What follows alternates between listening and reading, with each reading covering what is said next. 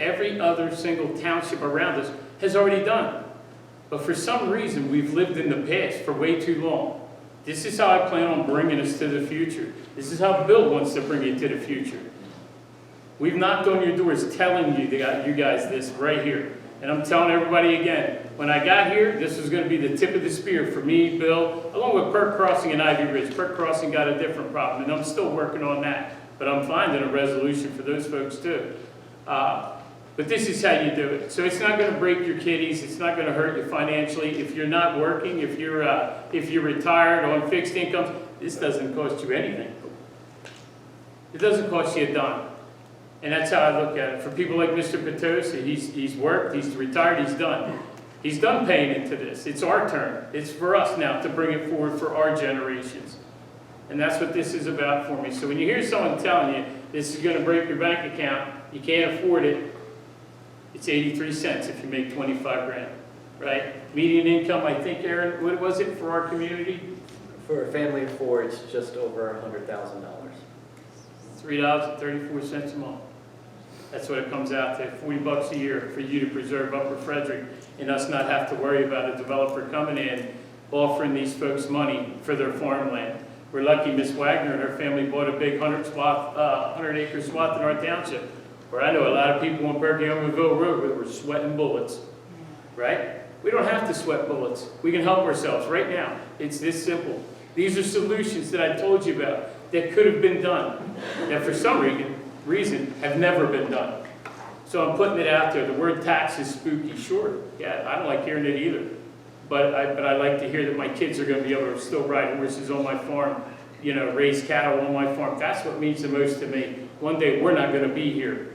But Bob, your grandkids are going to be here. Megan's kids are going to be here. You know, John, your kids might be here. That's what I'm worried about. For us, we're halfway through this race, but those guys aren't. So that's what we have for the open space there. Anybody got any questions on the open space? There's these pamphlets. I have a comment though. I mean, just so everyone's aware, farm preservation is a process in itself. It's not something some farm can just go and do very easily. So we need more options for those people that can't get into a program quick enough. That's my comment. I agree. And I'm working on helping farmers in this community retain this. This is another thing that Bill's working on too with Aaron and the Planning Commission right now. He's working on ways to supplement the farmer's income, ADUs, being a part of the ASA. We're trying to encourage folks in our township that have 10 acres and more. Hey, join the ASA. These are the benefits you're going to get. And we give them some relief with stormwater management and things like that. But it encourages them to preserve that land. It's the next step is land preservation. And I did hear Mrs. Trey say about how we didn't do it in the past. I hated that. How do you encourage a place to be rural by saying, I'm not going to give you anything. I'm not willing to contribute. I find that wrong. I don't see how we move forward like that. And those ideas prove to be stale today when we're looking at this development here. We are lucky, and I'm not saying we're lucky I did it. We're lucky you have supervisors that put their neck out there to do this. Because my family's taken a pounding on the internet. I take a pounding on the internet myself personally. For what? It's for our community. So we're either going to stand together now, or in a few months here, we might have someone different here that feels differently. And then what do? We did all this for nothing. Anything else from anybody else? Oh, I'm sorry. Les Benzak, Swiftford Road. I'm just wondering, for this administration or future administrations, can these funds be used for anything else besides open space? No. Great question. No. So once we get these funds in, it can only be used for open space. It can never be developed, anything like that. It has to remain open space. And that continues on the next administration, the next administration thereafter. Very good. And can these funds be used to leverage county and state funding as well? I mean, is that the whole purpose of putting this together? Is that the plan? Yes. Absolutely. I'm glad you brought that up too. So we can use these funds to work and obtain grants through the county and through some other, what what was the one that just recently come out here? Okay, I'll give you an example. Montgomery County just released a Forever Green grant. This is a grant where Montgomery County is spearheading land preservation. It requires a 25% commitment from the municipality though. And you can apply up to $500,000 in this to basically leverage your smaller amount of money to increase its buying potential to go after land easements. You know, like we talk about land preservation, you might not want to sell land, but we can enter into a preservation easement with someone, similar to like farms do with the state. We are able to do that as a township. We're also able to partner with other nonprofits, like we've worked with Natural Lands here in the recent past.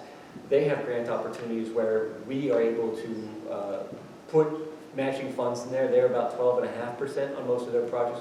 But when we're able to leverage their capital as well to buy other parcels, we might be strategic in this. If you go into our boardroom and our meeting room across the street, you'll see a map up on the back wall. It has all the opportunities identified by Natural Lands of where it'd be good for us to do land preservation.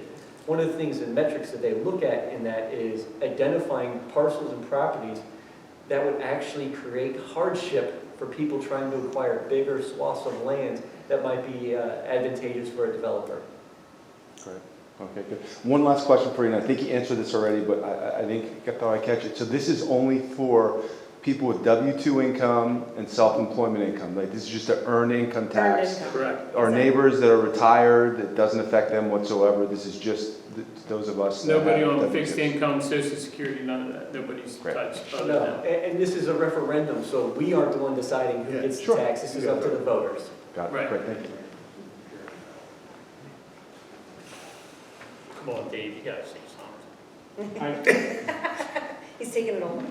I do want to invite you and Bill and our other supervisor to come sit down with me and have coffee at our Absolutely, house. absolutely. I love the pool. Anybody else, anything else? Don't rush me through, what do you mean, how do you know? Because no one else stood up. Now you know she don't live in our community. All right, so upcoming events, Parks and Rec Board are gonna meet 8/18, 9:18. 9/18, there's a typo. 9/18/25. They were past 9/18, I know, it already happened. oh. It's definitely upcoming. Okay, so anyway, planning commission's tomorrow, 9/20, or on 9/25/2025, 7 PM. Board of Supers are gonna meet 10/1/25, 7 PM for the workshop meeting, and then the regular BOS meeting will be on 10/8/25 at 7 PM. Also, Community Day is scheduled for 8/4. October 4th.